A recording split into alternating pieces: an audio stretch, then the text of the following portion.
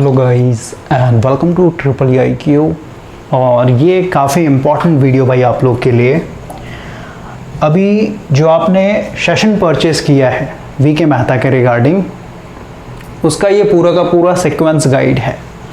जो आपका सीरीज़ चल रहा है वी के मेहता, जिसमें आपका 4 पार्ट में डिवाइड किया गया है। फर्स्ट है आपका बेसिक इलेक्ट्रिकल, सेकंड है आपका इलेक्ट्रिकल मशीन, थर्ड है आपका पावर सिस्टम और फोर्थ है आपका एक तरीके से इलेक्ट्रॉनिक्स।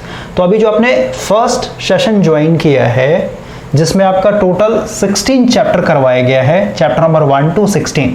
इसमें चैप्टर नंबर 1 to 15 जो है ये आपका बेसिक इलेक्ट्रिकल है, और लास्ट वाला जो चैप्टर है चैप्टर नंबर 16 ये आपका इंस्ट्रूमेंट एंड मेजरमेंट है भाई। ओके, और ये वीडियो मुझे इसलिए रिकॉर्ड करना पड़ रहा है क्योंकि अभी क्या है कि पर डे 3 से 4 स्टूडेंट इस सेशन में खासकर स्पेशली इनरोल हो रहे हैं, तो मुझे बार बार उनको कॉल करके गाइड करना पड़ता है कि कैसे आपको ये पूरे के पूरे 16 चैप्टर को वॉच करना है। तो हम लोगों ने सोचा है भाई कि एक सीक्वेंस गाइड का वीडियो ही रिकॉर्ड कर लिया जाए, और अब जितने भी इनरोल होंगे उनको हम लोग ये वीडियो का लिंक प्रोवाइड करेंगे ताकि आपको एक तरीके से समझने में इजी हो जाए। आपके पास हमेशा ये सीक्वेंस गाइड रहेगा, कभी आप भूल भी जाते हैं तो इसको आप एक बार वॉच कर लीजिएगा, आपको समझ में आ जाए कि मेरे को नेक्स्ट कौन सा चैप्टर एक तरीके से वॉच करना है।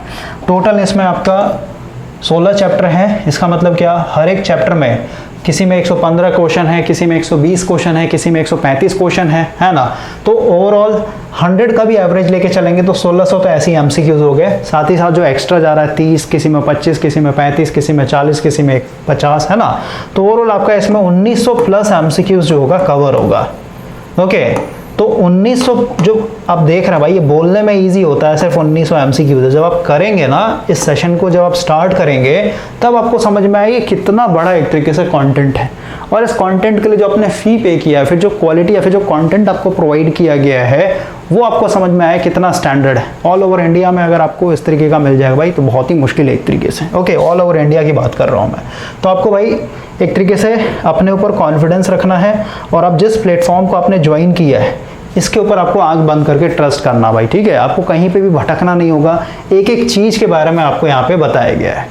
तो सबसे पहला जो है, ठीक है, जब आपका बेसिक इलेक्ट्रिकल वाला सेशन है, बेसिक इलेक्ट्रिकल जब आप पढ़ेंगे तो ओवरऑल इसमें आपका सप्लाई सिस्टम के बेसिस पे 2 तरीके का होगा। एक तो हो गया आपका पूरा का पूरा डीसी, ओके, यानी डीसी सिस्टम, और दूसरा हो जाएगा आपका एसी सिस्टम। ओके, तो सबसे पहला देखिए, आपको चैप्टर नंबर 1 से स्टार्ट करना है। चैप्टर नंबर 1 से लेकर के चैप्टर नंबर 5 तक ये कंटिन्यू देखना भाई, ठीक है।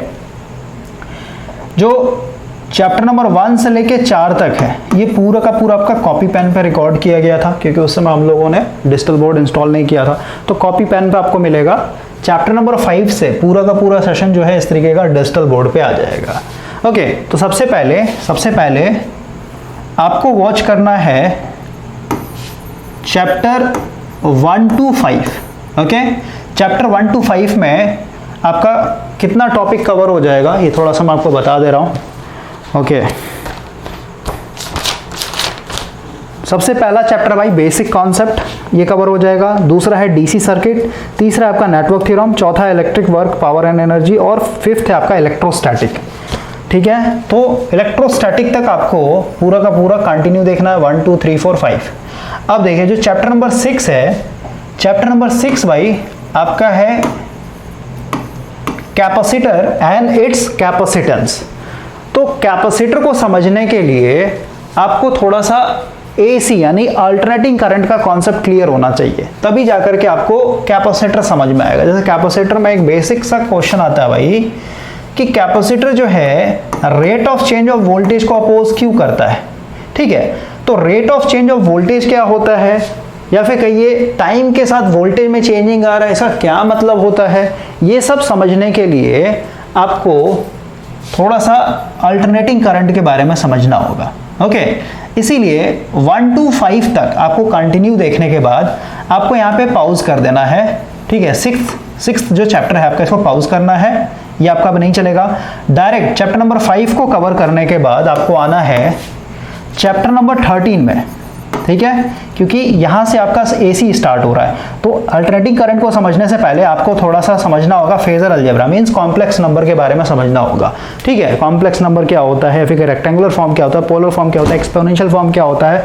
ओके, इसमें आपका फेजर डायग्राम ये सब का भी आपका कॉन्सेप्ट दिया है। तो चैप्टर नंबर 13 देखना है। उसके बाद आपको चैप्टर नंबर 11 देखना है। 11 आपका AC फंडामेंटल है, साइन वेव क्या होता है, फ्रीक्वेंसी क्या होता है, वेवलेंथ क्या होता है, सब आपका बेसिक कॉन्सेप्ट दिया हुआ, MCQ सॉल्व करवाया गया है। उसके बाद आपको चैप्टर नंबर 12 देखना है। इसमें आपका AC सीरीज सर्किट हो जाएगा। AC सीरीज सर्किट में आपका रेजोनेंस आ जाएगा, काफी इंपॉर्टेंट टॉपिक है। उसके बाद चैप्टर नंबर 13 ऑलरेडी हो गया। अब आपको आ जाना है डायरेक्ट चैप्टर नंबर 14 पे। इसमें आपका AC पैरेलल सर्किट आ जाएगा, AC पैरेलल में फिर आपका रेजोनेंस आ जाएगा। उसके बाद आना है आपको चैप्टर नंबर 15, इसमें आपका पॉलीफेज यानी पूरा 3 फेज सिस्टम आ जाएगा। क्लियर हुआ? तो टोटल आपका 11, 12, 13, 14, 15, ठीक है। ओके, टोटल 5 चैप्टर है इसमें। ठीक है, ये 5 चैप्टर अगर आप कर लेंगे तो इसमें आपका पूरा का पूरा अल्टरनेटिंग करंट का कॉन्सेप्ट खत्म हो जाएगा। ठीक है, कैसे वॉच करना है फिर से बता रहा हूँ। चैप्टर नंबर 1 to 5 कंटिन्यू देखना है। 5 तक देखने के बाद आपको आ जाना डायरेक्ट चैप्टर नंबर 13 में, फिर आपको आना है 11 पे, फिर 12 पे, फिर आपका 14 और फिर आपका 15। क्लियर हो गया?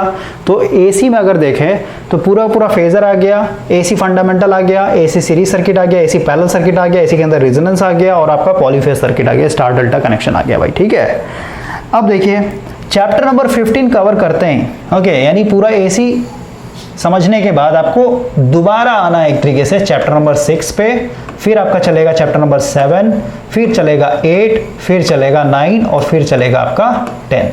क्लियर हो गया? सबसे लास्ट में आपको देखना है इंस्ट्रूमेंट एंड मेजरमेंट, जो कि आपका चैप्टर नंबर 16। क्लियर हो गया? तो ये पूरा का पूरा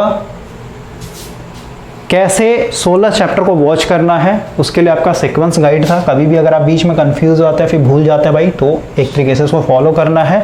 और ये पूरा का पूरा सीक्वेंस मैंने खुद से डिज़ाइन किया भाई। ठीक है, अगर आप बेटर तरीके से MCQs को सीखते सीखते अगर आप चाहते हैं कि मेरे को एक कॉन्सेप्ट भी अच्छा एक तरीके से मिल जाए और कॉन्सेप्ट पूरा का पूरा डॉट के साथ मैच करते हुए चला जाए, ठीक है, तो इसको आपको फॉलो करना है, अपने मर्जी से आपको वॉच नहीं करना है।